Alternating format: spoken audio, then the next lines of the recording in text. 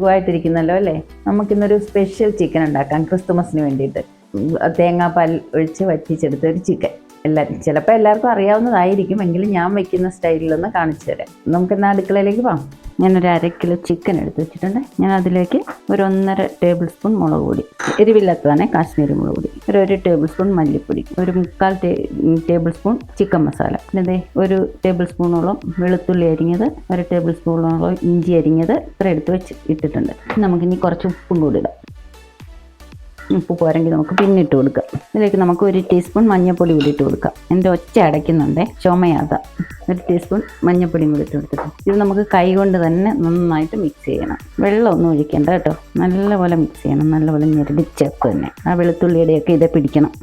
ഇനി നമുക്കിത് ഒരു അരമണിക്കൂർ റെസ്റ്റ് ചെയ്യാനായിട്ട് വയ്ക്കാം. 20 മിനിറ്റ് വെച്ചാലും മതി. പിന്നെ നിങ്ങൾക്ക് സമയമുണ്ടെങ്കിൽ കൂടുതൽ സമയം വയ്ക്കുന്നത് നല്ലതാണ്. എല്ലാം മസാലയൊക്കെ പിടിച്ചോളൂ. ഇനി നമുക്ക് റെസ്റ്റ് ചെയ്യാൻ വെക്കാം. ഞാനൊരു കടായി അടുപ്പ് വെച്ചിട്ട് കുറച്ച് വെളിച്ചെണ്ണ ഒഴിച്ച് കൊടുത്തിട്ടുണ്ട്. അതിലേക്ക് നമുക്കത് ചൂടായി വന്നിട്ടുണ്ട്. അതിലേക്ക് നമുക്കിത് ഈ ഡ്രൈ മസാല ഇട്ട് കൊടുക്കാം. ഗ്രാമ്പൂ, പട്ട, ഏലക്ക ഇതെല്ലാം കൂടെ. ഒരു 3/4 ഇഞ്ച് വലുപ്പത്തിൽ പട്ടയും, ഒരു 4 ഗ്രാമ്പും, ഞാൻ ഒരു കറുത്ത ഏലക്കയും, ഒരു 2 നമ്മുടെ സാധാ ഏലക്ക, ഒരു ശകലം ജാതിപത്രി ഇട്ടിട്ടുണ്ട്. അത്രേ ഉള്ളൂ. 1/2 കിലോ ചിക്കനല്ല ഞാൻ എടുത്തിട്ടുള്ളത്. അതുകൊണ്ടാണ് നമുക്ക് ഇതിലേക്ക് തന്നെ കുറച്ച് കറിവേപ്പില മാറി നിന്ന് തീ കുറച്ചിട്ട് കൊടുക്കണേ. പൊട്ടും അല്ലെങ്കിൽ കറിവേപ്പില പച്ചയിലല്ലേ. ഇത്ര ഇട്ട് കൊടുത്തിട്ട് ഇതൊന്ന് വറുത്തെടുക്കാം. നമുക്ക് ഇത്രയും മതിയെ. നമുക്കിത് കോരിയെടുക്കാം. ഒരു പാത്രത്തിലേക്ക് കോരിയിടാം. നല്ല ടേസ്റ്റി ആയ ഒരു ചിക്കൻ ആയത് കേട്ടോ. ക്രിസ്തുമസിന് എല്ലാവരും ഉണ്ടാക്കി നോക്കിയിട്ട് അഭിപ്രായം പറയണേ. ഇനി നമുക്കിതിലേക്ക് തേങ്ങ അരിഞ്ഞത് ഇട്ട് കൊടുക്കുക. അതിനൊന്നും പ്രത്യേകിച്ച് അളവില്ല, അതൊക്കെ നമ്മുടെ ഇഷ്ടത്തിനനുസരിച്ച് ഇതാ. അതിൻ്റെ കൂട്ടത്തിൽ തന്നെ നമുക്കൊരു 2 പച്ചമുളക്, ഒത്തിരി എരിവ് വേണ്ടാത്തതുകൊണ്ട് ഞാൻ 2 ഇടുന്നത്. അതും കൂടെ അതിൽ കിടന്ന് മൂത്തോട്ടെ. നിങ്ങൾ വിചാരിക്കുക എല്ലാം കൂടെ വറുത്തെടുത്താൽ എന്താണെന്ന്. അങ്ങനെയല്ല, ഇത് ഓരോന്നോരോന്ന് വറുത്തെടുക്കുന്ന അതിൻ്റെ ഒരു ടേസ്റ്റ്. പച്ചമുളക് കൂടുതലില്ലാത്തതുകൊണ്ടാണ് ഞാൻ അത് മാത്രമായിട്ട് വറുക്കാത്തത്. നമുക്ക് ഇതിൽ നിന്ന് പച്ചമുളക് എടുത്ത് മാറ്റിയേക്കാം. അത് മൂത്തിട്ടുണ്ട്, ഇത്രയും മൂത്താൽ മതി. നമ്മുടെ തേങ്ങയും മൂത്ത് വന്നിട്ടുണ്ട്, ഇത്രയും മതി. പാത്രത്തിലോട്ട് എടുക്കുവാണ്. ഈ എണ്ണയിലോട്ട് തന്നെ നമുക്ക് ഒരു 4 സവാള മീഡിയം ടൈപ്പ് അരിഞ്ഞ് വെച്ചിട്ടുണ്ട്. എന്താ നമ്മൾ സാധാരണ ചിക്കൻ അരിയുന്നില്ല, അതിട്ട് കൊടുക്കാം. മുഴുവനായിട്ട് ഇട്ട് കൊടുക്കണ്ട, അത് നമുക്ക് വറുത്ത് കോരി എടുക്കേണ്ടത്. മുഴുവനായിട്ടിട്ട് വറുത്തെടുക്കാൻ താമസിക്കും. ഇത് മൂത്ത് വരട്ടെ. നമുക്ക് എളുപ്പം മൂത്ത് കിട്ടാനായിട്ട് ഈ എണ്ണയ്ക്കകത്തോട്ട് ഒരു എളുപ്പം ഉപ്പിട്ട് കൊടുക്കാം. ഇപ്പോൾ പഞ്ചസാരയോ ഇട്ടാലും മൂക്കും. പഞ്ചസാരയാകുമ്പോൾ മധുരം, ചെറിയ മധുരം വരും. അതുകൊണ്ട് ഞാൻ ഉപ്പായിട്ട് കൊടുക്കാം. നമ്മുടെ ഈ ഇട്ട ഉള്ളി ആയി വന്നിട്ടുണ്ട്. ഇത് കണ്ടല്ലോ. നമുക്കിതിലോട്ട് കോരിയെടുക്കാം. ഇനി നമുക്ക് ബാക്കി ഉള്ളിയും കൂടെ അങ്ങനെ വറുത്തെടുക്കാം. ഈ ചിക്കൻ ഇച്ചിരി ഓയിലിയാണ് കേട്ടോ. നമ്മൾ പക്ഷേ എപ്പോഴും ഇങ്ങനെ ഉണ്ടാക്കി കഴിക്കില്ലല്ലോ. നമ്മുടെ ഈ ഉള്ളിയും റെഡി ആയിട്ടുണ്ട്. ഇതും കോരിയെടുക്കാം. നമുക്ക് ഈ എണ്ണ ഈ തവയിലേക്ക് മാറ്റാം. ഈ എണ്ണ നമുക്ക് ആവശ്യമുണ്ട്. ഇതിലേക്ക് മാറ്റിയിട്ട് നമുക്ക് ഈ പാത്രം എടുക്കാം.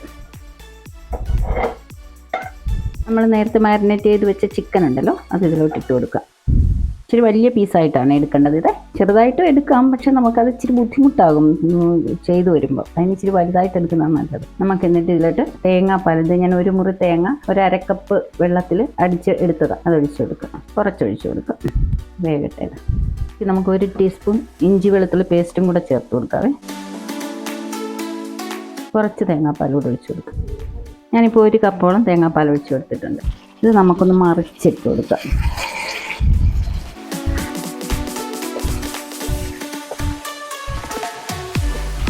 ഇതുവരെ ഒരു 5-6 മിനിറ്റ് വരെ കിടക്കട്ടെ. മീഡിയം ഫ്ലെയിമിലാണ്. ഇതായിട്ടുണ്ട്. നമുക്കിതൊന്ന് മാറ്റി വെച്ചിട്ട് ഇത് ചൂടായിട്ടുണ്ടെങ്കിൽ നമുക്കിതിലോട്ട് ആ ചിക്കൻ്റെ ഓരോ പീസ് എടുത്തിട്ട് കൊടുക്കാം. ഇത് ഇച്ചിരി എല്ലുള്ള പീസാണ് നല്ലത് കേട്ടോ ഇങ്ങനെ ഉണ്ടാക്കാൻ. ബോൺലെസ് ആകുമ്പോൾ അത്രയൊരു സുഖമില്ല, ടേസ്റ്റ് എല്ലുള്ളതിന്. അതുപോലെ ഇച്ചിരി വലിയ പീസാണ് നല്ലത്. പിന്നെ ചെറുത് മതിയെങ്കിൽ ചെറുതാക്കി എടുക്കുകയും ചെയ്യാം. അപ്പോൾ ഇങ്ങനെ വറുത്തെടുക്കുമ്പോൾ നമുക്ക് ഇച്ചിരി ബുദ്ധിമുട്ട് വരികയല്ലേ. അതുകൊണ്ടാണ് വലിയ പീസോ നല്ലതെന്ന് പറയും. നമുക്കിത് ഇടയ്ക്ക് 1-2 പ്രാവശ്യം തിരിച്ച് മറിച്ച് ഇട്ട് കൊടുക്കാം. എല്ലാ വശവും ഫ്രൈ ആവട്ടെ.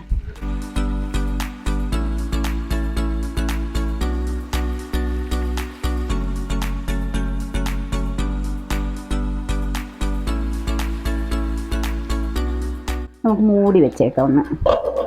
നമ്മൾ ചിക്കൻ വേവിച്ചപ്പോൾ ഒരു 3/4 വേവിലാണ് എടുത്തത്. ഫ്രൈ ചെയ്യുന്നതിന് മുമ്പ് ഒരു 3/4 വേവിൽ വേവിച്ചിട്ടെടുത്തിട്ട് ഫ്രൈ ചെയ്തത്. അപ്പം ബാക്കിയും കൂടെ വെന്തോളുമല്ലോ. അങ്ങനെ എടുത്തിരിക്കുന്നത്. ഇനി നമുക്കിത് മാറ്റാം. നമ്മൾ ആ മസാല ഈ ചിക്കൻ വേവിച്ച് അതിലേക്ക് ഇതിലെ എണ്ണ അങ്ങ് ഒഴിച്ചു കൊടുക്കാം. കുറച്ച് ചിക്കനകത്തൊന്ന് ആവശ്യത്തിന് ഒഴിച്ചാൽ മതി. ഇനി നമുക്കിതിലേക്ക് ഇച്ചിരി മുളക് പൊടി കൂടി ഇട്ട് കൊടുക്കാം. 1 ടീസ്പൂൺ മുളക് പൊടി, 1 ടീസ്പൂണല്ല, 1.5 ടീസ്പൂൺ മുളക് പൊടി ഇട്ട് കൊടുത്തിട്ടുണ്ട്. ഇനി നമുക്ക് കുറച്ച് കുരുമുളക് പൊടി ഇട്ട് കൊടുക്കാം. തേങ്ങാപ്പാലൊക്കെ ഒഴിക്കുമ്പോഴത്തേക്ക് എരിവ് കാണത്തില്ല. 1 ടീസ്പൂണോളം കുരുമുളക് പൊടി ഇട്ട് എടുത്തിട്ടുണ്ട്. 1 ടീസ്പൂൺ ഗരം മസാല പൗഡർ ഇട്ടു. ഇതൊന്ന് ഫ്രൈ ആകട്ടെ, വെള്ളമൊക്കെ വറ്റി വരട്ടെ. ഇതിലേക്ക് നമുക്ക് ബാക്കി തേങ്ങാപ്പാലും കൂടെ ഒഴിച്ച് വറ്റിച്ചെടുക്കാം. വറ്റി വരട്ടെ നല്ലപോലെ. ഇത് ശരിക്ക് വറ്റുന്നതിന് നമുക്ക് ആ ഉള്ളിയില്ലേ അതൊന്ന് ചെറുതായിട്ട് ഞെരടി പൊടിച്ച് ഇതിലോട്ടിടാം.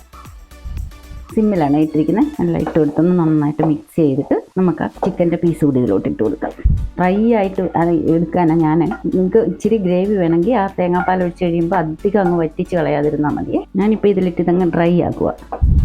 ഗ്രേവി എടുക്കുന്നില്ല. തേങ്ങാപ്പാൽ ഒഴിച്ചുകൊണ്ട് നല്ല വലിയ എരിവില്ല. ഞാൻ ഇച്ചിരി കൂടെ കുരുമുളക് പൊടി ഇട്ട് കൊടുക്കുവാണ്. കുരുമുളകിന് അത്ര വലിയ എരിവില്ല. 1 ടീസ്പൂൺ കൂടി ഇട്ട് കൊടുത്തിട്ടുണ്ട്. ഇത് ചോറിനും ചപ്പാത്തിക്കും അപ്പത്തിനും ഒക്കെ നല്ലതാണ് കേട്ടോ. ഒന്ന് മൂടി വെച്ച് ഒരു 5 മിനിറ്റ് ഇരിക്കട്ടെ. അപ്പം നമ്മുടെ തേങ്ങാപ്പാലിൽ വറ്റിച്ചെടുത്ത ചിക്കൻ റെഡി ആയിട്ടുണ്ട്. ഉണ്ടല്ലോ, നല്ല ടേസ്റ്റാണ്. ഇതിലേക്ക് നമുക്ക് അല്പം നാരങ്ങാ നീര് ഒഴിച്ചു കൊടുക്കാം. നിങ്ങൾക്ക് വേണമെങ്കിൽ ഒഴിച്ചു കൊടുത്താൽ മതി, ഓപ്ഷനല്ല. ഞാൻ ഇത് ഇച്ചിരി പുളിപ്പ് വരാൻ വേണ്ടിയിട്ട് ഒഴിച്ചു കൊടുക്കുന്നു.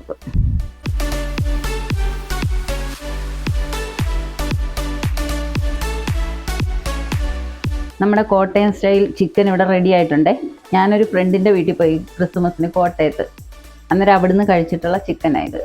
തേങ്ങാപ്പാലൊക്കെ ഒഴിച്ച് വെച്ചിരിക്കുന്നത് കൊണ്ട് ഇത് നല്ല ടേസ്റ്റാണ്. അപ്പത്തിൻ്റെ കൂടെയും ചപ്പാത്തിയുടെ കൂടെയും ബ്രെഡിൻ്റെ കൂടെയും ഒക്കെ കഴിക്കാൻ സൂപ്പർ ടേസ്റ്റായത്.